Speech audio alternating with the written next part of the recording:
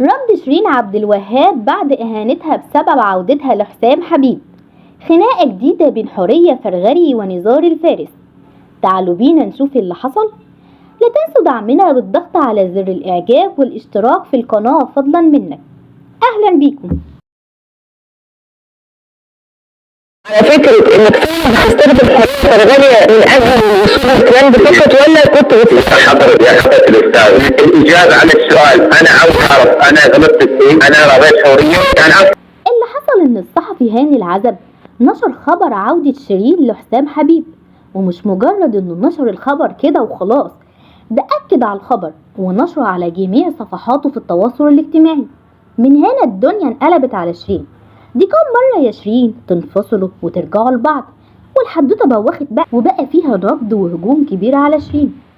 فشيرين طلعت وردت على الخبر وقالت ان الجواز والطلاق اساسهم الاشهار، وانها بتأكد انها لو رجعوا لبعض تاني هتطلع وتقول، وان علاقتنا ببعض بقت علاقة صداقة ومرتبطة بالعمل. طب تعالوا بينا نقول شيرين وحسام اتطلقوا بقالهم شهرين، يعني مش هيلحقوا يرجعوا لبعض تاني، خصوصا ان المرة دي كانت المرة الثالثة في الطلاق، والمشكلة اللي اتطلقوا ما بينهم كانت جامدة جدا. وكمان شيرين بعد الطلاق طلعت على المسرح وكانت بتغني وهي مبسوطة وفي منتهى القوة، وكانت مبسوطة جدا غير الطلاقات اللي حصلت قبل كده. يعني شيرين رجعت زي زمان.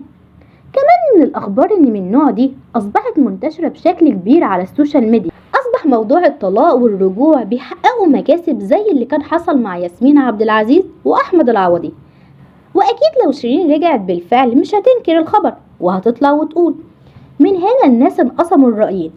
رأي قالك دي حياتها الشخصية وهي حرة فيها، ويمكن فعلا بيجهزوا ان هم يرجعوا لبعض. والرأي التاني قالك لا، دي فنانة مشهورة وبيكون عليها الأضواء وحياتها الشخصية بتكون ملك الجمهور، يعني لازم تطلع وتقول. خناقة جديدة بين حورية فرغلي ونزار الفارس. من كام شهر حصل خناقة بين حورية ونزار، وساعتها حورية طلعت وقالت ان موضوع الخطوبة كان هزار، وهو طلع وقال ان ده مش هزار وانه بجد، وحصل حالة من الجدل والموضوع انتهى على كده. من يومين بقى ظهروا مع بعض مرة تانية، ونزار بيقدم لحورية وردة ومصحف، وقالوا انهم اتصالحوا وانهم بقى اصدقاء. لحد هنا والموضوع كويس. والكل ان شاء الله كل ايامنا هي حب وسعاده يا حوريه. هذا بالعيونك الله يخليك. كذلك اهديك حوريه شوف ايش مصحف يحميك من كل شر. اخذت لك شلون المصحف على الورق. لحد ما طلعت حورية وصرحت ان بعد التصويل حصل بينهم خلاف مرة تانية، وطلعت وقالت ان نزار بيتواصل معاها بقاله شهر عشان تطلع معاه في لقاء.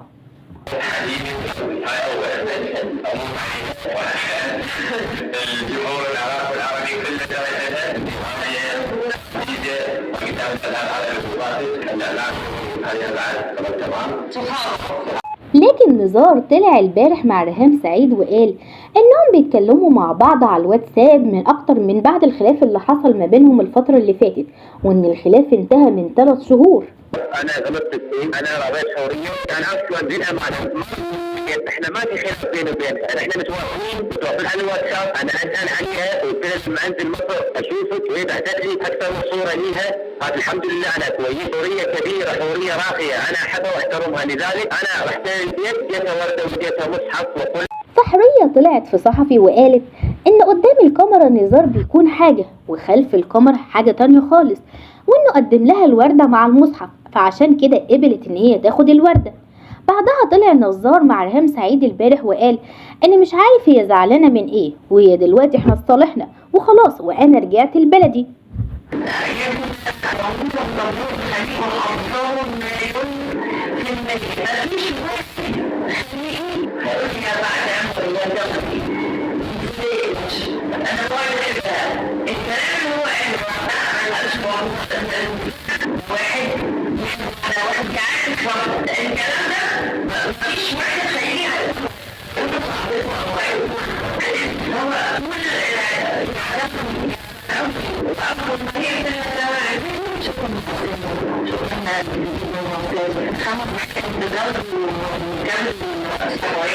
طب خلينا نقول الاتنين زملاء عادي، وخصوصا ان هم فنانين اتخصموا واتصالحوا، ده الطبيعي. الناس بقى علقت ان الصلح بيتم في يوم عيد الحب، يعني الاتنين زملاء، ايه اللي دخل الحب والوردة والمصحف اللي هو بيقدمه لها؟ ده النقطة اللي حصل فيها الجدل وخلت الناس تعلق وتكتب على السوشيال ميديا.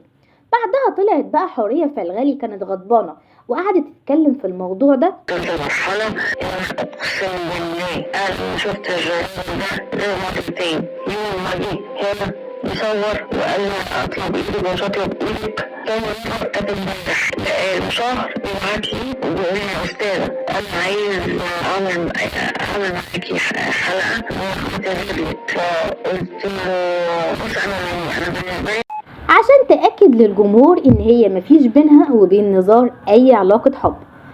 بكده يكون وصلنا لأحدث أخبار الفنانين. ما تنسوش اللايك. أسيبكم في رعاية الله، مع السلامة.